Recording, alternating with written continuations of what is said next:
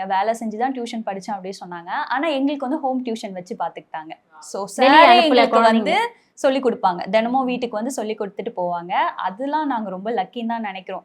ஏன்னா அவங்க பட்ட கஷ்டத்தை வந்து எங்களுக்கு நாங்க படாம பார்த்துக்கணும்னு சொல்லிட்டு நிறைய பண்ணிட்டு இருக்காங்க இப்போ எங்களுக்காக. நிறைய பேர் வந்து அதுல சொன்னாங்க குழந்தைங்களுக்கு கஷ்டம் தெரியாம வளர்க்குறதும் தப்புனாங்க. நான் அவங்களுக்கு வந்து கஷ்டம் தெரியாம வளர்க்கல.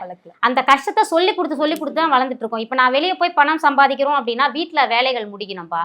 அந்த வீட்டு வேலைகளை முடிக்கிறதுக்கு குழந்தை 2 பொம்பளை குழந்தைங்க தான் அவ்வளோ அற்புதமா முடிச்சு வச்சிருவாங்க. ஸோ குடும்பத்தோட ஒட்டுமொத்த உழைப்புன்னு தான் இதை நம்ம சொல்லலாம்.